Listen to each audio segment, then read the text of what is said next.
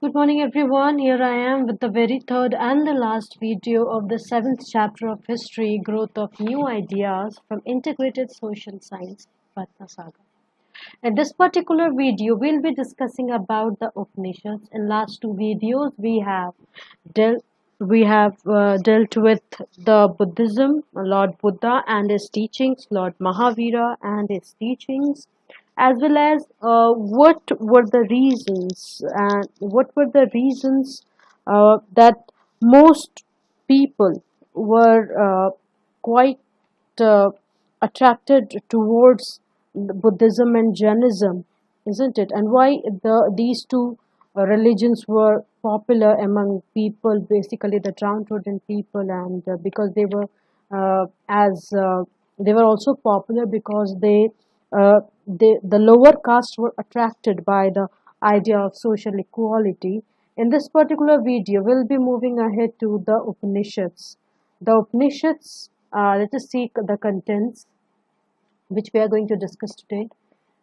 So we are going to discuss today about the Upanishads, what the Upanishads are, okay, and what they actually contain, and then we'll sum up the chapter.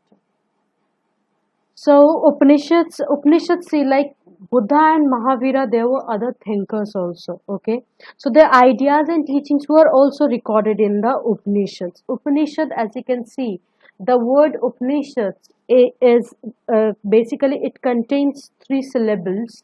That is Upa, Ni, and Shad. Upa means near, Ni means down, and Shad means sit. Together means to sit at the feet of Guru to receive teachings. Okay, to sit at the feet of the Guru to receive the teachings. And and these Upanishads are basically books of philosophy. Okay, these Upanishads are books of philosophy.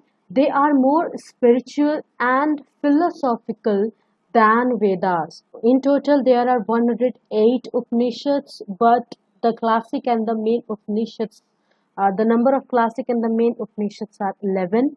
As you can see here, the names of those 11 Upanishads: Katha Upanishad, Isa Upanishad, Mundaka Upanishad, Brihadaranyaka Upanishad, Shvetaswatara Upanishad, Prasanna Upanishad, Mandukya Upanishad, Kena Upanishad, Aitareya Upanishad, Chandogya Upanishad, Taittiriya Upanishad. We have discussed about Mandaka Upanishad in one of the chapters of history, that the Gayatri mantra basically has been taken from uh, this Upanishad, and we have uh, also let me tell you one more thing about Mundaka Upanishad is that it opens up with a declaration that Brahma as the first of the gods and the creator of universe, and the knowledge of Brahman to be the foundation of all knowledge is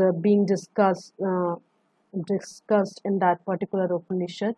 And if you have an interest, you have the interest of finding out other facts related to these other Upanishads, you uh, need to Google those things and do find it out. If you find some, I hope you will find something interesting with it. Most of the Upanishads were written during 8th and 4th century BCE, and they actually contains uh, the importance. They tells us about the importance to worship of one God. Okay, the importance of worshiping one God. They discuss how the individual soul can be one with the cosmic soul. Basically it refers to the consciousness within. Okay, the Atma and Brahma are the same. Atma is consciousness that activates and moves your body and enables you to perceive and act. So it refers to the consciousness within. Okay, and it also contains teachings of many teachers and saints. It also discusses different doctrines. Doctrine basically means belief. Okay, a belief or set of beliefs.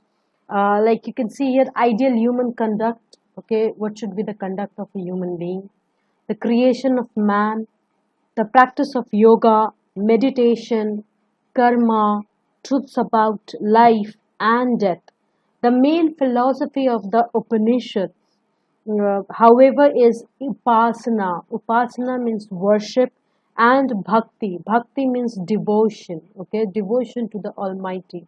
That is what basically Upanishads philosophy is. These two are the main philosophy of the Upanishads, and these are the contents of the Upanishad.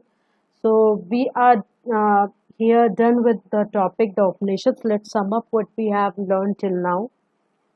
We have learned that the teachings of Gautam Buddha are known as Buddhism, and we also learned about the Four Noble Truths and the Eightfold Path, that is the Ashtangika Marg, which contain his teachings.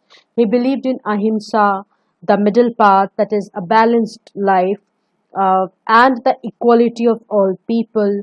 The teachings of Mahavira, Vardhaman Mahavira, and his predecessors are known as Jainism. And Mahavira popularized three jewels of life, that is the three Ratnas, isn't it? And those three Ratnas are right belief, right knowledge, right action. And he was against rituals, animal sacrifices, and the caste system. Basically, both the teachings of Gautam Buddha and Mahavira were the same. Okay, they propagated the idea of social equality. Both were against animal sacrifices and rituals. Okay, and they considered that even unconscious killing of an ant is also a sin. Okay, so these were common teachings, or you can say the common beliefs of these two, uh, uh, the basically Lord Buddha and Mahavira. And Buddhist and Jain monks lived in monasteries. We already discussed that those who followed Jinnah, that is the conqueror.